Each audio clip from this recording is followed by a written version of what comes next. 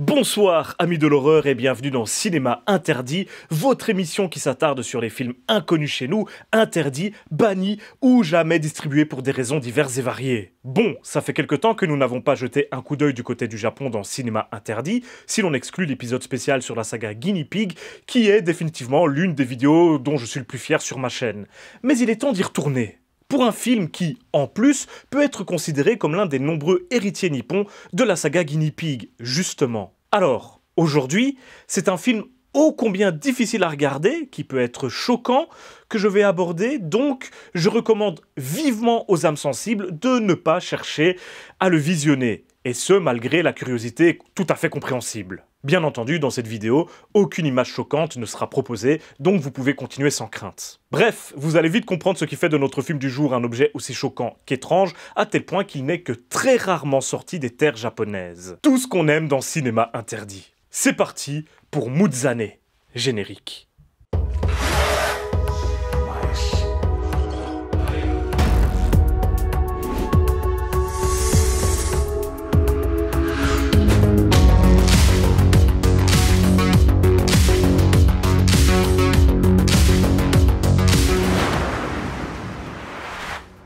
Commençons par nous intéresser au réalisateur de notre film du jour, un certain Daisuke Yamanouchi. Diplômé en 1995 de la Nihon University College of Art, département du cinéma, et après avoir déjà remporté en 1994 un premier prix pour son court-métrage gore Blood Red Girls, il commence très rapidement sa carrière de réalisateur de long-métrage après quelques expériences en tant qu'assistant réal. Inspiré par le mouvement artistique très japonais de l'eroguro, qui touche tous les médiums et combine en général de l'érotisme, du gore et du grotesque, c'est tout naturellement qu'il commence à tourner dans l'industrie du V-cinéma, le marché vidéo japonais. En effet, même si les productions du V-cinéma ne bénéficient en général pas de budget important, elles laissent une grande liberté à leurs réalisateurs, parfait pour que Yamanouchi puisse laisser libre cours à son imagination débordante. C'est ainsi qu'il réalise Red Room en 1998, une sorte de proto-saut assez gore et malsain qui met en scène 4 candidats à un jeu télé, prêts à se torturer les uns les autres pour remporter de grosses sommes d'argent. Encore une fois, le Japon apparaît comme un précurseur en termes de splatter et de films gore, particulièrement en ce qui concerne les tortures porn. Le scénario de Red Room fait penser à de nombreuses productions occidentales qui sortiront bien plus tard, et même à certaines qui sortent encore aujourd'hui, c'est dire. Et Muzane, notre film du jour, fait également office de pionnier à son niveau. C'est en 1999 que Muzane sort. Il prend la forme d'un documentaire durant lequel une journaliste enquête sur la disparition mystérieuse d'une actrice pornographique, adepte des productions underground et pour le moins étonnante, on dira. Je vous en parle en détail dans quelques minutes, et croyez-moi, cela risque de ne pas vous laisser de marbre. Son enquête mènera notre journaliste et son équipe sur des plateaux de tournage de petites productions pornographiques, dans les bureaux de ces boîtes de prod atypiques, au contact avec des journalistes indépendants spécialisés ou autres fans et collectionneurs très particuliers de cet univers. Mais surtout, elle apprendra que l'actrice disparue aurait en fait été mise en scène dans un authentique snuff movie sur lequel elle cherche donc à mettre la main pour en apprendre davantage. Ah, les snuff movies. On les avait brièvement évoqués lors de la vidéo sur les Guinea Pigs, puisque la saga adoptait volontairement l'esthétique et le ton présumé de ces productions fantasmées. Car j'insiste sur ce point, les snuff movies sont un mythe et absolument pas une réalité. Aucun véritable cas de snuff movie n'a jamais été avéré, contrairement à ce que je peux lire un peu partout sur le net. Et du coup, pour tous ceux qui ne sauraient pas ce que c'est, voici quelques explications remises dans le contexte de notre film du jour. Notre héroïne finit par trouver la fameuse cassette qui avait été envoyée à une boîte de prod avec laquelle la disparue avait l'habitude de travailler, accompagnée d'une lettre manuscrite dont le contenu fait bien sûr froid dans le dos. Sur la vidéo, on peut voir un individu inconnu se faire passer pour le membre d'une équipe de tournage auprès de l'actrice disparue pour l'attirer dans sa voiture. La suite, vous vous en doutez. Viol, torture, puis meurtre. Le tout mis en scène pour ressembler aux productions dans lesquelles la comédienne avait l'habitude de tourner. Sauf que cette fois, tous les sévices qu'elle subit sont bien réels, et notre journaliste, en assistant à ce spectacle, en ressort traumatisé. Mais en bonne reporter, elle flaire le scoop, l'enquête du siècle, et décide d'essayer de retrouver l'endroit où la vidéo a été tournée, ainsi que, si possible, les criminels qui ont organisé ce sombre traquenard. Et elle y arrivera, bien sûr. Et forcément, ça tourne mal. Mais je vous passe tous les détails pour l'instant. En attendant, nous allons nous attarder sur certains autres détails, surtout au niveau de la forme de Muzane. Comme je vous l'ai dit, Muzane se présente dans un premier temps comme un faux documentaire qui serait produit par une émission de télévision. En cela, c'est assez innovant pour l'époque, car rappelons qu'en 1999 sort également l'une des pierres angulaires du found footage, à savoir le projet Blair Witch, et que c'était une forme encore assez rare à l'aube des années 2000. Gamin! Allez, viens! C'est pour rire, gamin! Ici, nous ne sommes pas en soi dans un pur found footage, puisque Muzane arbore un montage un petit peu putassier, ce qui est pleinement volontaire, puisqu'il cherche à se rapprocher de celui d'un show télé, et en utilise donc tous les artifices. Musique angoissante ou entraînante quand il le faut, titre et chapitrage, mise en scène un petit peu grossière qui met l'accent sur ce que la journaliste veut mettre en avant, floutage et modification des voix de certains intervenants, etc. Autant de ficelles qui impliquent donc qu'il y aurait eu un montage, une altération volontaire des images tournées par notre journaliste et son équipe, et on peut en conclure que Muzane n'est en effet pas un found footage en tant que tel. Mais même là, sa forme de faux documentaire utilisée à des fins horrifiques dans le contexte des années 90 est assez innovant. Et du coup, il s'approprie très bien cette forme très télévisuelle et transforme des artifices créés pour maintenir l'intérêt de l'audience, pour instaurer de la tension, du suspense, voire même, lors des pires passages du film, un certain malaise. Je note par exemple l'utilisation d'avertissements et de comptes à rebours qui préviennent le spectateur que certaines images vont être particulièrement fortes et difficiles, ce qui fonctionne très bien en termes d'ambiance. Si aujourd'hui ce sont des techniques que nous avons l'habitude de voir dans le cinéma d'horreur, à l'époque c'est beaucoup moins le cas. Et en plus je vous passe tous les détails sur le pseudo-twist final qui vient tout remettre en question. Mais bon, je vous laisse la surprise si jamais un jour vous voyez le film, et je vais pas tellement m'attarder là-dessus. Mais au-delà de ces quelques ficelles, il y a bien d'autres points importants dans l'esthétique de Muzane, dont certains sont bien sûr hautement responsables de sa distribution compliquée et de sa réputation sulfureuse. Je parle bien sûr de son gore, et de sa violence visuelle et morale. Tout d'abord, quelques petits mots sur son titre. Les Muzane, et désolé d'avance si ma prononciation est incorrecte, dérivé du mot japonais Muzan, qui peut se traduire par cruauté ou atrocité, et parfois désigné sous des appellations du genre gravure sanglante en français, sont à la base des gravures sur bois japonaises, dérivées des fameux ukiyo-e, qui datent principalement des ères Edo et Meiji, et dont le contenu est très souvent violent ou érotique, et même généralement les deux. Vous serez certainement déjà tombé sur certaines de ces illustrations, ou d'autres qui s'en inspirent, tant il y en a parmi elles qui sont célèbres à l'image de celles des artistes Yoshitoshi et Yoshihiko.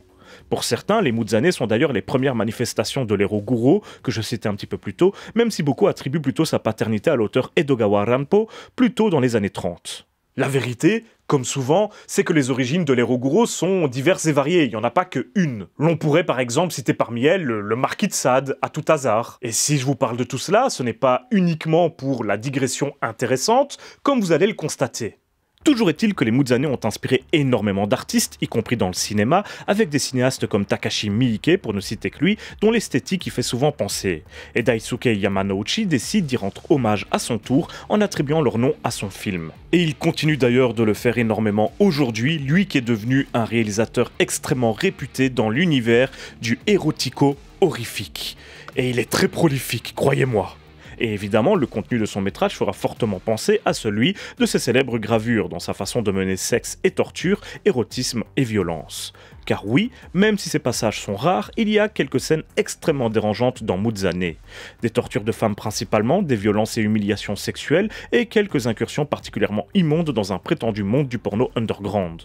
Car cette fameuse actrice disparue n'était pas une simple vedette du porno, c'était une vedette d'un courant, si j'ose dire, très spécial, dans lequel les actrices ont leurs règles, et je parle bien de menstruation, et dont les films portent des titres très évocateurs, comme Menstrual Love for the Bleeding. Ce que l'on pourrait traduire par « Amour menstruel 4, le saignement ». Bon, vous vous en doutez, mais je peux pas vous montrer d'image. Sinon, je risquerais de mettre en colère tonton YouTube et d'en traumatiser quelques-uns parmi vous. Car elles sont vraiment très crues, même si ces scènes sont finalement assez courtes et peu nombreuses. Moi-même, j'ai été surpris la première fois que j'ai vu le film. Je ne m'attendais pas à quelque chose d'aussi... Papa, tu sais, c'est juste du ketchup. Je suis pas convaincu. C'est bien plus que du ketchup. Bon, au moins, dans le film, on n'essaye pas de nous faire croire que les règles sont bleu turquoise ou vert fluo comme dans la majorité des pubs actuelles. Ce qui en fait, je suppose, un film éducatif. Et même si ces scènes sont assez abjectes et sont de la pure exploitation, bien entendu, on peut faire un lien un petit peu plus profond avec les Muzane qui donnent leur nom au film. À l'époque, lorsque ces gravures sortaient, ce n'était évidemment pas dans l'indifférence générale. Une telle violence provoquait moult réactions, voire des mouvements de panique populaires selon certains auteurs, et était décrit par certains comme des signes de déclin moral et social. C'est marrant, car aujourd'hui encore, certains prétendent que la violence des films d'horreur est un signe de déclin social et moral. Un déclin qui donc durerait depuis plus de 200 ans. Ça va, c'est un déclin un peu lent, ça va. Mais du coup, il y a plusieurs liens à faire. Ce n'est pas anodin si Yamanouchi a choisi l'industrie pornographique underground comme théâtre pour son film. Déjà, et c'est une évidence, c'était une bonne excuse pour proposer des scènes sexuelles totalement gratuites et malsaines en plus, vu qu'il choisissait des courants, fictifs ou non, particulièrement crades et souvent humiliants pour les actrices. En plus, cela lui permettait d'exploiter l'idée de la légende urbaine des snuff movies, et comme je l'ai déjà démontré dans plusieurs précédentes vidéos, à cette époque, au Japon, les légendes urbaines, ça fait vendre les films d'horreur. Et d'ailleurs, comme on l'a également précédemment vu, le snuff movie lui-même a été l'objet de nombreux films d'horreur japonais, à commencer par les Guinea Pigs, mais également bien sûr Evil Dead Trap que j'aime beaucoup comme vous le savez.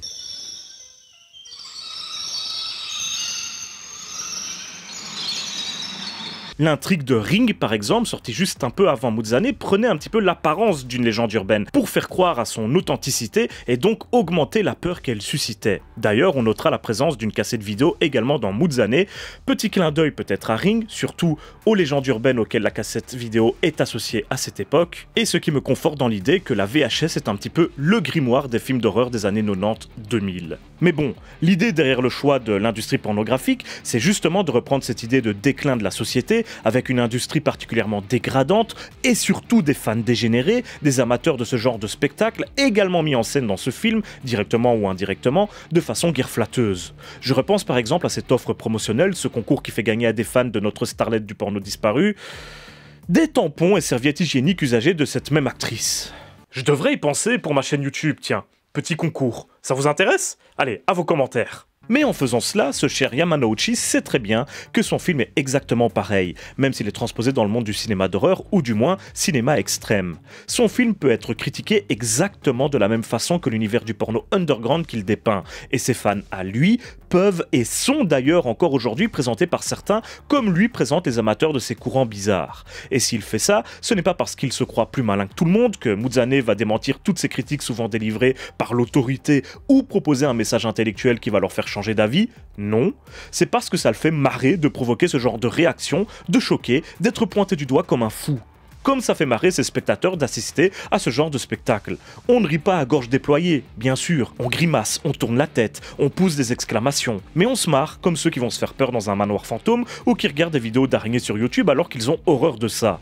Mais aussi, Yamanouchi se permet une boutade à ses fans, ses spectateurs, en leur tapant sur l'épaule et leur disant « Hé, t'as vu ? Tu trouves ça dégueulasse? Tu trouves ces films porno immondes et leurs fans débiles? Bah t'es un peu pareil en fait. » Ce qui n'est pas sans rappeler la démarche de Tom Six avec Human Centipede 2, qui s'adressait en partie également à ses propres fans, se moquer d'eux. Mais j'ai envie de dire que c'est le jeu.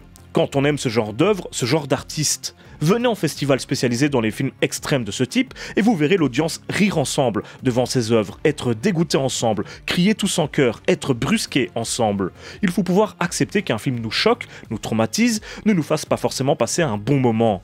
Muzane fait tout ça. Ce sont finalement des sensations fortes, tout simplement. Et en plus, il se moque complètement de la télévision et de ce genre de divertissement qui vient pointer du doigt ce qu'il ne comprend pas, vient juger et donne de faux arguments contre tous ces univers moins connus du grand public qui seront repris par ce même grand public par la suite. Finalement, il se permet tout de même une espèce de pseudo-critique des médias en plus. Enfin bref. Pour moi, c'est une petite mine d'or, et dans un sens, je la recommande. Mais bien évidemment, ce n'est pas pour n'importe quel public, et c'est très bien comme ça. Muzane est un bon symbole de ce cinéma extrême, conscient de ce qu'il est, mais également de ce qu'il est pour le grand public, ce qui est totalement différent. En conclusion, c'est un bon film, dans son domaine, et pour les rares spectateurs qui l'auront vu, puisqu'il n'est sorti chez nous qu'en version pirate. Et voilà qui conclut ce petit épisode du cinéma interdit. J'espère qu'il vous aura plu, que vous aurez appris des choses, et dans tous les cas, on se retrouve très bientôt pour une prochaine vidéo, et d'ici là, surtout n'oubliez pas, si vous avez peur, c'est que vous êtes toujours en vie.